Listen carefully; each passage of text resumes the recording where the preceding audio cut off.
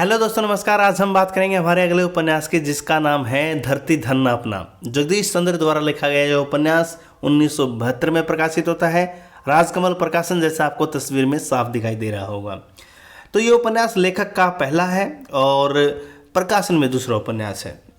इसकी भूमिका, जिसका शीर्षक लेखक ने रखा है मेरी ओर से, उसमें खुद लेखक लिखते हैं, जगदीश चंद्र लिखते हैं कि मेरा यह उपन्यास मेरी किशोर अवस्था की कुछ अविस्मरणीय स्मृतियां और उनके दमन में छिपी अदम्य वेदना की उपज है। तो कुल मिलाकर के धरती धन अपना ये उपन्यास जो है पंजाब के दोआबा क्षेत्र यानी कि होशियारपुर जिले में स्थित एक गाँव घोड़ेवाह गांव और उसके भी चमादड़ी यानी कि चमार मोहल्ले की करुण अभिव्यक्ति की कथा है, जो यहाँ पर आपको देखते हुए मिलेगी। तो इस उपन्यास में काली और ज्ञानो दो मुख्य पात्र रहेंगे। कथा उनके इर्द गिर्द घूमती है, जिनके माध्यम से आप देखेंगे कि तत्कालीन दलित समाज की सामाजिक स्थिति को किस तरीके से दर्शाया गया है। पूंजीवादी व्यवस्था किस प्रकार दलितों का शोषण करती है, पाठक इस बात से रूबरू हो जाएंगे इस उपन्यास के माध्यम से। और इस उपन्यास का लेखन आपको बता दें 1955 में शुरू हुआ था, पर बीच में कुछ वर्षों तक इसका लेखन कार्य बंद रहा था। फिर लेखक ने अपने मित्र सोमानंद की प्रेरणा से दोबारा इस उपन्यास का लेखन कार्य शुरू किया। सन 1968 में इसकी रचना पूरी हो गई थी और 1972 में इसका प्रकाशन हो गया था। इस उपन्यास को अपने मित्र सोमानंद को ही समर्पित करते हुए लेखक का कहना है कि समर्पण पेज पर उन्होंने लिखा है कि सोमानंद को, जिनके सहयोग से मेरी सोई हुई सृजन चेतना जागी, उनको मैं यह उपन्यास समर्पित करता हूं। उन्होंने ही मुझे लिखने के लिए प्रेरित किया था। तो इस उपन्यास में कुल मिलाकर 49 अध्याय हैं। तो अब इसके पात्रों की बात अगर मैं करूं, हालांकि एक बात हम आपको और बता देते हैं कि धरती धन अपना ये जो शीर्षक है, ये इनके मित्र मूर्ति चड्ढा का दिया गया नाम है। ठीक है, अब इसके पात्रों की बात करें, काली मुख्य पात्र रहेगा। धरती धन अपना उपन्यास का नायक वो रहेगा। दलित समाज यानी कि चमार जाति से वो संबंध रखता है और उच्च वर्ग ठाकुर जमींदार साहूकारों के अत्याचार और शोषण से वो पीड़ित है। ज्ञानो जस्सो की बेटी है और मंगू की बहन है। मंगू चौधरियों की चापलूसी और गुलामी करता है, वहीं ज्ञानो कोई भी अन्याय सहन नहीं करती, वो काली से प्रेम करती है। एक पात्र और आएंगे नंद सिंह। इसमें दलित समाज का एक गरीब पात्र नंद सिंह रहेगा, जो काली की ही तरह स्वर्ण समाज के अत्याचारों से परेशान था। चौधरी हरनाम सिंह एक पात्र रहेंगे, जो चौधरी वर्ग का प्रतिनिधित्व करेंगे। वह क्रूर, शोषक, स्वार्थी और सामंती विचारों का शोषक है। उसमें हमेशा चमारों के प्रति उपेक्षा की भावना भरी रहती है। एक डॉक्टर बिशनदास इसमें पात्र रहेंगे, जो कम्युनिस्ट पार्टी से बिलोंग रखते हैं, यानी कि कम्युनिस्ट का प्रतीक वो हैं। दवाइयों की उसकी दुकान है, उसमें बोलने की बड़ी आदत है। छज्जू शाह एक और पात्र हैं, जो बनिया संप्रदाय का प्रतिनिधित्व करते हैं। गांव में चौधरियों और दलितों दोनों से उसका मीठा मीठा रिश्ता है, मधुर संपर्क है।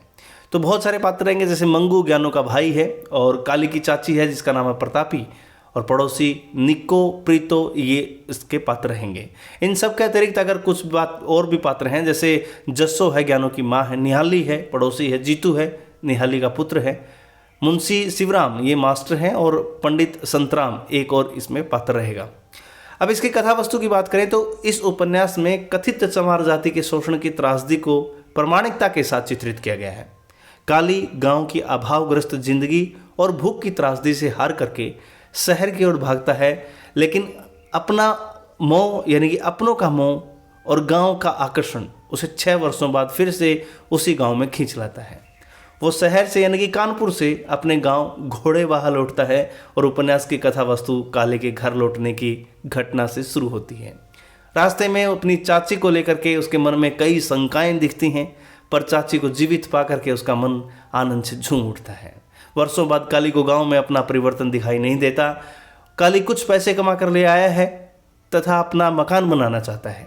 छज्जू शाह की बात से उसकी आंखें खुल जाती हैं। छज्जू शाह कहता है, काली जिस जमीन की तुम बात कर रहे हो वह जमीन तुम्हारी नहीं है, वह सामलाल की जमीन है। जब तक तू या तेरे वारिस इस गांव में रहेंगे, जमीन का यह टुकड़ा रिहायश के लिए तुम्हारा है, बाद में उसका मालिक गांव होगा। तो ये कथन है बहुत महत्वपूर्ण, जो उसको शुरुआत में ही छज्जू शाह द्वारा कहा जाता है।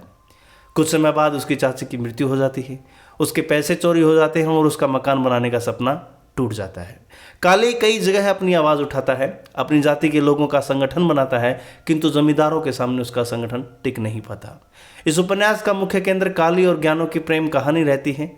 काली का गांव में जमींदारों के प्रति विद्रोही आवाज़ उठाना ज्ञानो को बड़ा पसंद आता है और वह उसके प्रति आकर्षित हो जाती है। उधर काली भी उसकी सुंदरता और निर्भीकता को देख करके उसको पसंद करने लगता है। ज्ञानो के परिवार वालों को इस बात का पता चल जाता है तथा वो लोग दोनों की शादी को मंजूरी नहीं देते। काली ज्ञानो को लेकर भाग जाना चाहता है, किंतु पुलिस के डर से ऐसा भी वो नहीं कर पाता।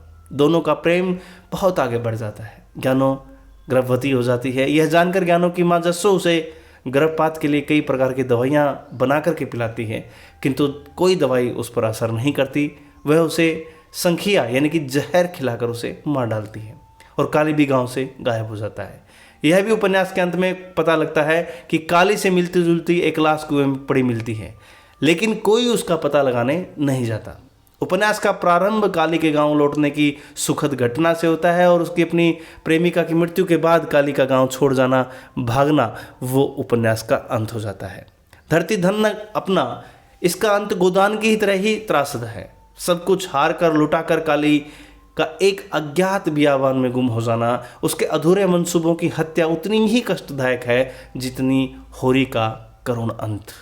अगर इसकी समीक्षा की बात करें तो काली की पराजय, उसके अधूरे मंसूबे, उसका मोहभंग, गांव से उसका प्रत्यावर्तन, डूबते को तिनके का सहारा जैसा उसका धर्म परिवर्तन को तैयार होना और फिर भी खाली रह जाना, चमादड़ी के नरक का बरकरार रहना, सब कुछ संवेदनशील पाठक को गोदान की ही तरह मायूस कर सकता है और करता भी है।